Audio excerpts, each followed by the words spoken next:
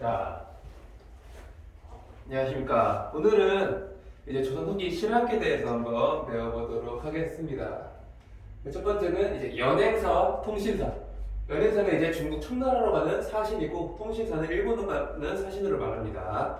그리고 그렇게 이제 연행사를 통해서 서양 문물이 수용이 되었다.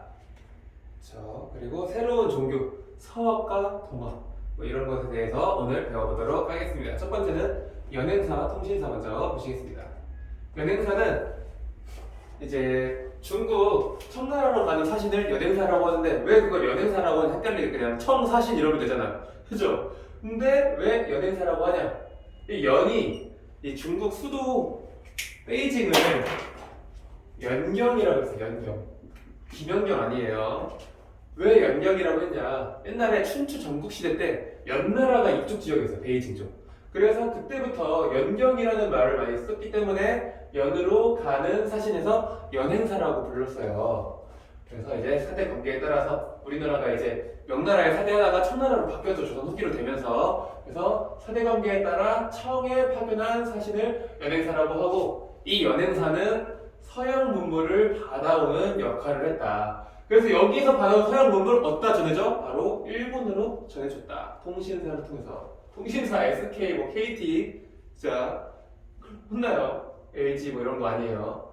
그게 아니라 일본으로 가는 사신을 통신사라고 한다. 원래 이제 임진왜란이 끝나고 우리나라랑 일본이랑 국교가 단절된 줄 알았는데, 일본이 아니야, 우리도 싸우고 싶지 않았어 이래가지고 화해를 요청해서 광해군 때 기유약조를 체결합니다. 그러면서 국교가 다시 시작이 되면서 이제 통신사를 파견했는데, 약 한 200년 동안 12차례에 걸쳐서 통신사를 파견했다고 해요. 그래서 뭐 매년 파견했다, 정기적으로 파견했다 이러면 다 틀린 말입니다. 통신사는 외교사절이자 문물 교류에 기여했다. 그래서 중국으로 파견한 데는 사신 연행사, 연경으로 간다 했죠. 그래서 여기서 어디 문물을 받아왔다? 그렇죠. 서양의 문물을 받아왔다. 그래서 서양의 문물을 받아와서 에도 막부의 요청으로 어디다 줘? 일본에다. 누가? 통신사, SKT. 그래서 요청으로 기유약조를 맺어서 통신사를 파견을 했고, 19세기 초까지 1811년이 마지막이에요. 그때까지 12회에 걸쳐서 통신사를 파견했다는 점, 외교사절이자 문물 교류에 기여했다. 오케이? 여기까지 보시면 되겠습니다. 그래서 우리나라 수도 서울이죠. 한양에서 이렇게 파견을 했고, 베이징, 연경으로 가는 연행사, 그리고 에도, 도쿄로 가는 통신사, 이렇게 왕래를 했다. 그래서 여기에서 서양 문물 받아가지고 우리는 일본으로 항상 문물을 전파하는 어떤 역할을 했었죠. 새끼는 우리 없으면 어떻게 쓰려고 해, 그죠? 그래서 그런 식으로 이제 서양의 문물을 수용을 하면서 조선 후기에는 중국 중심의 세계관을 탈피하게 돼. 그러면서 중화 사상이 아니라 새로운 세계관들이 조선 사람들의 머리에 박히기 시작했다. 서양 문물 전래. 여기서 이제 뭐 자명종, 천리경, 화포 같은 좀 일상생활에 필요한 어떤 물건들이 많이 들어왔는데, 여기서 제일 중요한 거 고려만국전도 별 붙이게 돼요. 이게 왜 중요하냐? 원래 조선 전기의 세계 지도를 보면은 항상 지도가 펼쳐 있고 가운데 겁나 크게 중국이 있었어. 우리나라 그 다음 크게 있었고. 이게 뭐야? 훈일 강리 역대국도 지도 보면 알죠. 태종대. 근데 서양에서 마테오 리치라는 선교사가 쓴 고려 만국전도를 봤더니 놀랍게도 가운데 중국이 없고 태평양에 있어. 중국은 왼쪽에 있어. 치우쳐져 있어. 이거 보고 조선 사람들이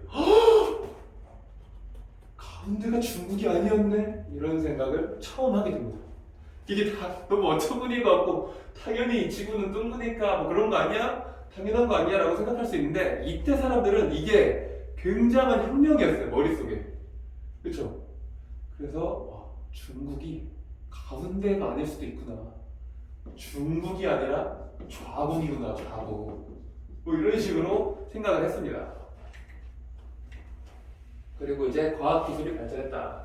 조선 후기에 이제 지전설일 거야. 땅이 움직인다. 지구가 돈다. 이거를 최초로 주장한 사람이 김성문. 이거는 조금 어려운 개념이에요. 그리고 이제 달력을 이제 서양의 시헌력이라는 역법을 도입한 게 김육. 김육은 우리가 대동법으로 되게 유명한 사람이죠. 대동법. 영화 그 광해에 나오는. 그리고 정약용이라는 사람이 거중기를 제작했다. 그렇죠? 그 중국의 기기도설이라는 책을 참고했대요. 이게 뭐냐면은 정조가 이제 규장각에 틀어박혀가지고 책 보다가 기기도설을 봤는데 거중기라는 어떤 설계도가 있었던 거야. 그래가지고 약용아 일로 와봐. 이거 보고 이거 줄 테니까 거중기 하나 좀 만들어 와.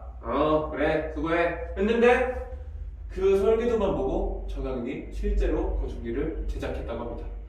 근데 거중기 지금 우리가 하나도 볼 수 없죠. 왜 볼 수 없냐? 정조가 화성 짓자마자 다 없애버렸어요. 아무튼 뭐 그런 일이 있었고, 그리고 홍대영 조선 후기의 대표적인 실학자이자 과학자로 유명하죠. 그래서 똑같이 지전설을 주장을 했고, 우주는 무한하다, 무한 우주론, 우주 무한론을 주장했다. 그리고 혼천이를 만들었다. 이렇게 보시면 됩니다. 서양 문물 중에 아까 그 중요한 지도 고려, 만국, 전도가 전래되면서 중국 중심 세계관이 탈피되었고, 그리고 김성문의 지전설, 지구가 돈다. 허라. 정약용의 거중기가 먼저네요. 정약용이 기기도설을 참조해서 거중기를 만들었다. 그리고 홍대영과 김성문이 같이 주장한 지전설. 그쵸? 그리고 김육은 이제 경제 쪽에서는 대동법으로 유행하지만 과학기술에서는 시헌력이라는 새로운 달력, 역법을 도입했다. 다음 새로운 종교의 대두로 넘어가겠습니다. 새로운 종교는 이제 천주교라고 우리가 잘 알고 있는 서학이 있어요. 왜 근데 천주교를 이때 서학이라고 했냐?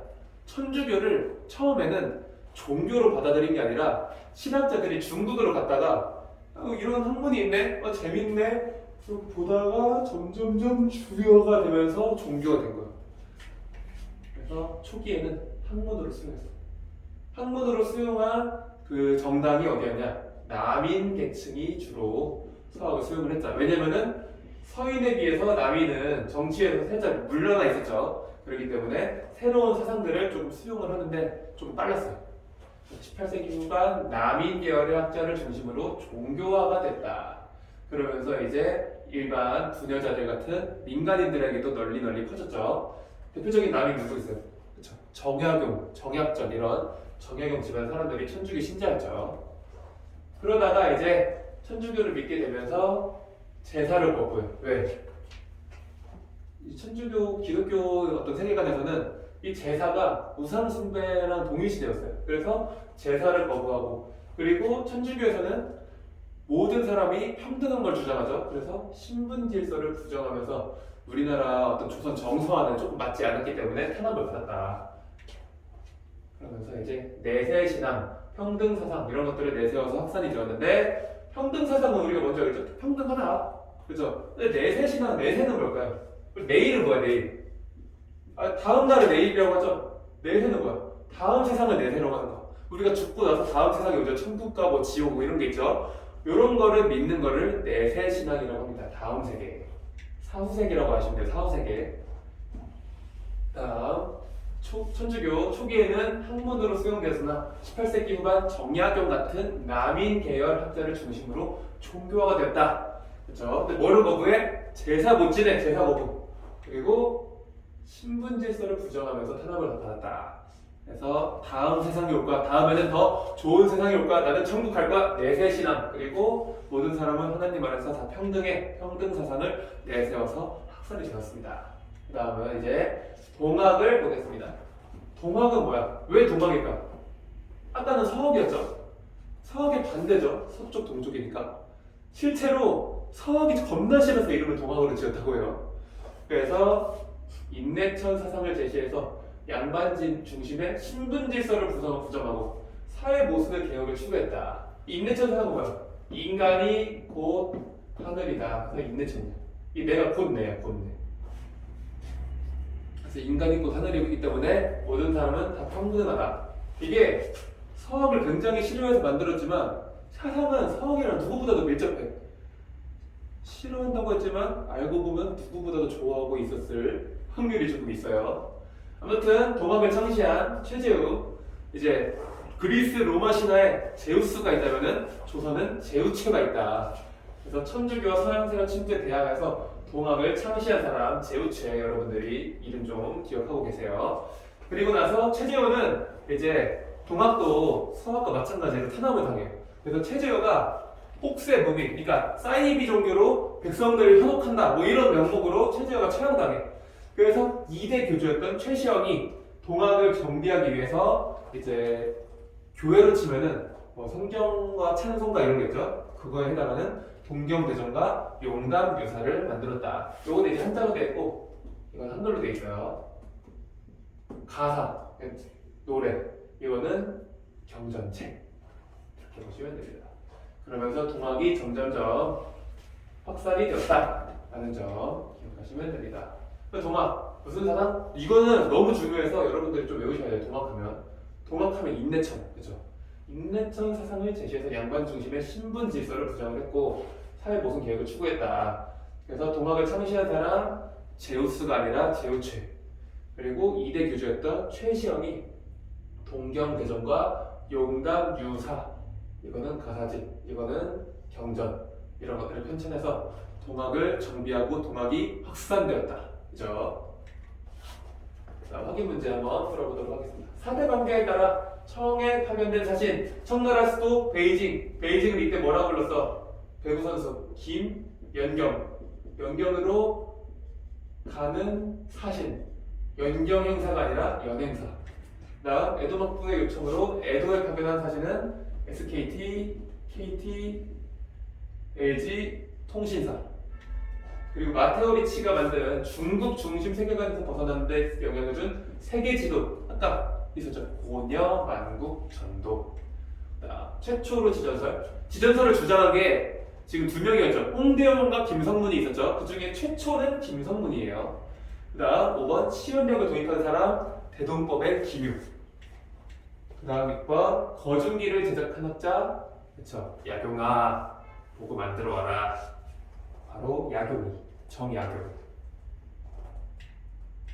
그리고 지전설과 무한우주론을 주장하고 혼천이를 제작한 사람은 바로 홍대용. 8번 초기에 학문으로 수용되었다가 점차 신앙으로 수용된 종교, 바로 서학, 천주교. 그쵸? 이거 8번이에요. 8번. 천주교의 대표적인 사상을 쓰시오. 내세신앙과 그리고 평등사상. 그죠? 그러다 탄압도 당하죠. 정부에서 천주교를 탄압한 이유는 뭘까요? 왜 탄압했을까요? 그렇죠? 신분질서를 부정하고 제사를 거부했다.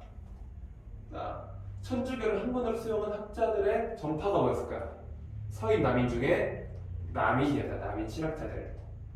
동학의 창시자 바로 제우최. 다음 동학의 주요 사상 임내천. 그리고 동학의 2대 교주로 동경대전과 용담유사를 편찬해서 동학을 정비한 사람은 최시형이다. 그래서 오늘은 여기까지 하고 다음 시간에 신학에 대해서 여러분들이 배워보도록 하겠습니다. 여러분들 수고하셨습니다.